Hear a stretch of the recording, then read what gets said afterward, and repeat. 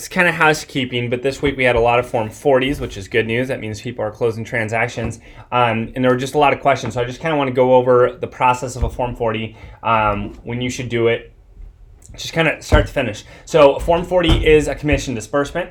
When you get a transaction pending, I normally wouldn't send the Form 40. Sometimes escrow will ask for the Form 40 immediately. If it's me, I'd say, okay, I'll send it to you. And I wouldn't send it till after the inspection response, because oftentimes in the inspection response, you're going to renegotiate the price, right? So if the commission is 3% on 400,000 or on 300,000, then it's $9,000. But what if something comes up in the inspection, the price drops to 295? Now you have to send a new Form 40. Just for the sake of not doing your work twice, even if escrow asks for it right away, just say, okay, I'll get it to you and get it to them in a week when the inspection response is done.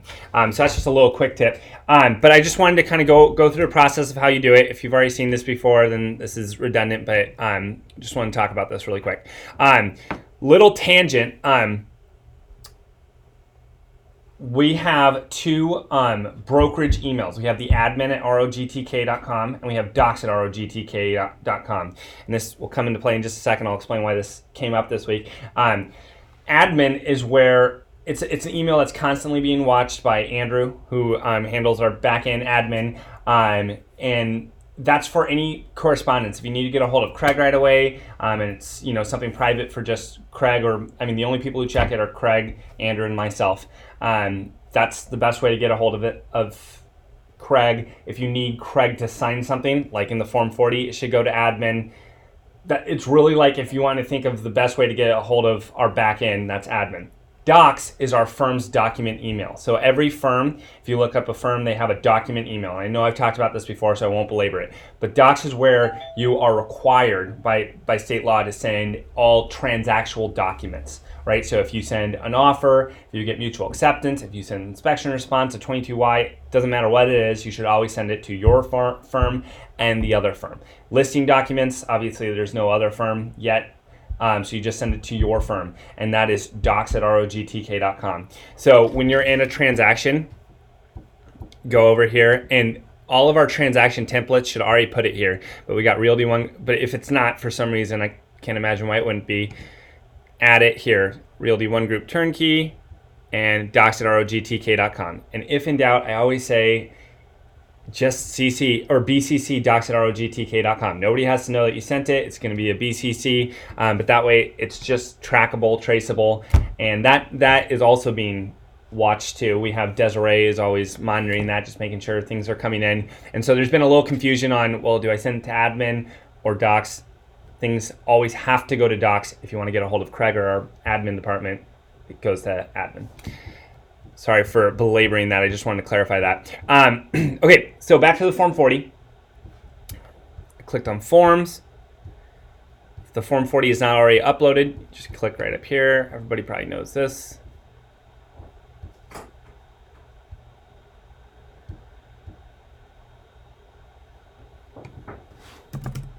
Oops.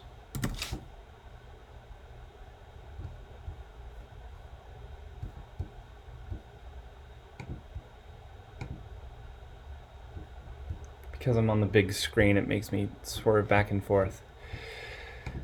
Okay, so when you add the Form 40, this is what it's going to look like. It's going to look blank. Some of the information is already going to be filled in based off of what your transaction desk already has, right? So it knows who our sellers are, so it already put the sellers in. This is just a random transaction.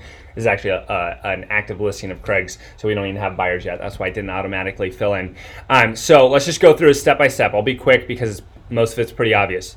Buyer's name, seller's name, listing number, today's date. That is not the date of the purchase and sale agreement. That is the actual date of the Form 40. And the reason is, let's say you did turn in a Form 40 the day after mutual acceptance, and then you turn in another Form 40 after an inspection response.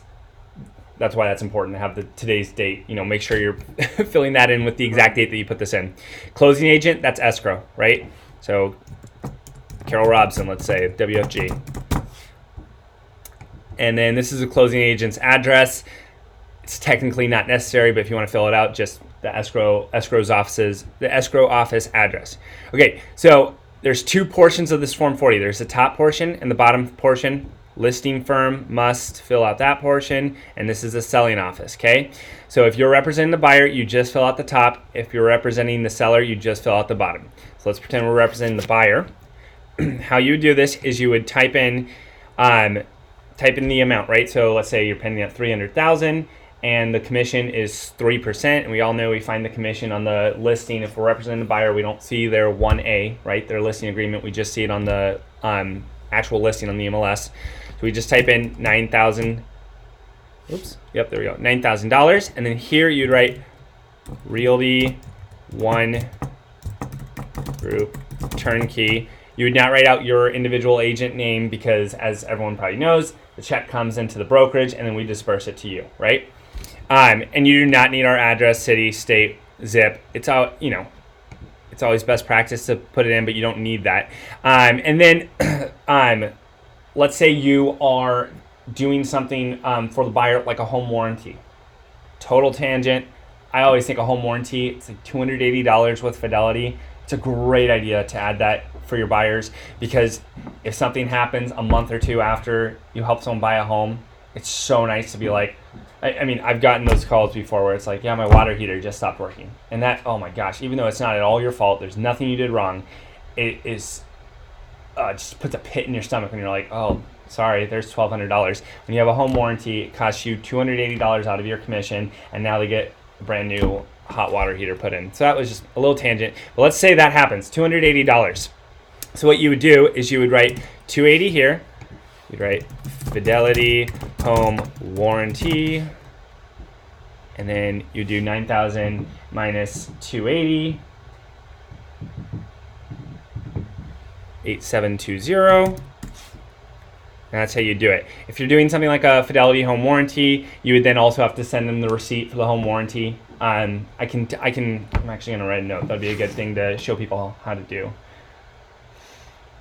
How to order home warranties. It's really simple. There's a little portal you can use. I mean, there's all kinds of home warranty companies. We found Fidelity is really good. We've had good feedback from our buyers, and it's the cheapest, $280. They're not all created equal, that's for sure. They are. They're not. You're absolutely right. There's some that are really amazing. They're like $550, but that's obviously a lot more money. So, anyways, that's up to you. I can maybe I'll put out some feelers, see if people are interested in that. I can show people how to set up how to order a home warranty. It's pretty simple, but maybe we'll talk about that in a future meeting. Do they still have reps, or now is it all? Yeah, they have specific rep. Well, we've been ordering through Fidelity. I haven't done it with somebody else in a while. But yeah, with Fidelity, First American was that way too. There was like someone specific in their home warranty department that you could call. It used to be like the Title Escrow reps, where there was somebody you'd see once a week, and there used to be more business. Yeah, it is. It's different from that. Like Andrew Hugson, he does Fidelity's. He's their like main sales rep, right? He's always going around whining and dining people, right? But if you call him and ask for a home warranty, he says no problem. I'm gonna have the home warranty guy call you. Right. So that's the only difference. He doesn't like actually set it up anymore. So anyways, I just want to be clear about that. I mean, if there's anything else that you wanted to add here, trying to think of an example. I got one. Let's say that I tell let's say that this buyer is my client, and we've already tried one house and they paid for the inspection there, and so now we're at the second house because the first one fell through, and I volunteer to pay for the inspection. That's a tough one, because if it's because I would be surprised if an inspector would allow you to pay out of closing. Larry Kowalski did it for me once already.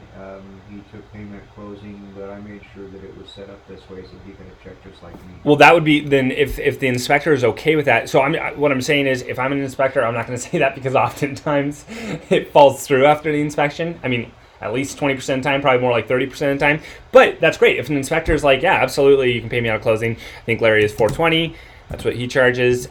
And I mean, you just do the same thing, AISI inspections, and then you would subtract $420 from this, which would be 8,300, and that's how it would look, right? Another one, sometimes you would see that TJ actually just did this. He credited his seller $1,000. It was a friend of his, and he just credited them $1,000 to their closing.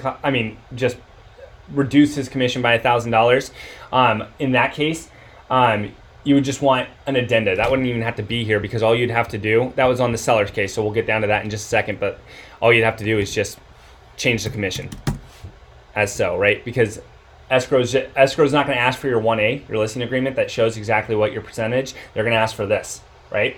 Okay. So anyways, that covers that. The listing firm, there's just a little more. The listing firm is confirming what the buyer firm is saying in regards to what they make. So you have to say, what is the total commission? So again, if we're using 300,000 and it's 3%, total commission is 1,800, of which the listing firm's share is 9,000, right? And then it's redundant. Right, and again, this is where you put it here. Now, let's say, using TJ's example, let's say they agreed to 6% total, and it was 300,000 equals 18,000, right? But he said, "Hey, I'm going to give you guys $1,000 discount."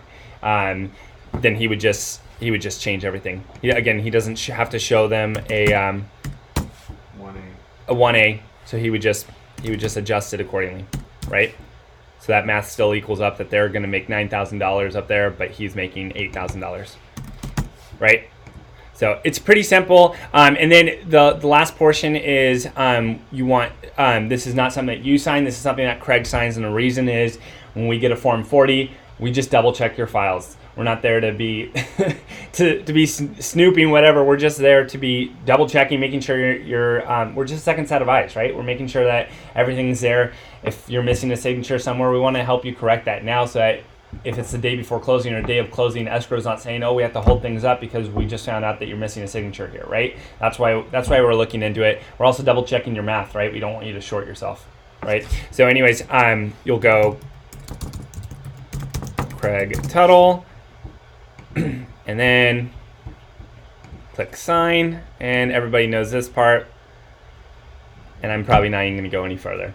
At this point, you'll just go into AuthentiSign. You'll place Craig's signature on the signature line. I always like to put a date there, so again, just shows exactly when he signed. And then you can CC escrow, and it will go directly to them. Another quick tip: if it's me, I don't send it to my clients.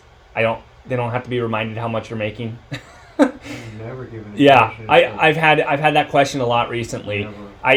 There's no point in sending it to your clients. They already signed the 1A. They're good. They're going to see. It's a negative. It's just a reminder. It's like, oh, by the way, remember you're paying me. They don't need to see that, right? If they ask, obviously tell them. but they know what they're doing, right? They know what they're paying. You just don't need to remind them. And you also don't need to send this to the other firm, the other broker, anything like that. You just need to send this to escrow. It's between escrow and your brokerage. And that is it on the Form 40. And again, this is being sent to admin to sign, but because this is a transactional document, you also want it to be CC'd to docs. So sorry for the confusion on that, but docs is the most important thing. If you remember anything from this, just remember you always have to send things to docs. If you just want to get something signed or some correspondence to us, it's admins. Okay, that is it on Form 40s.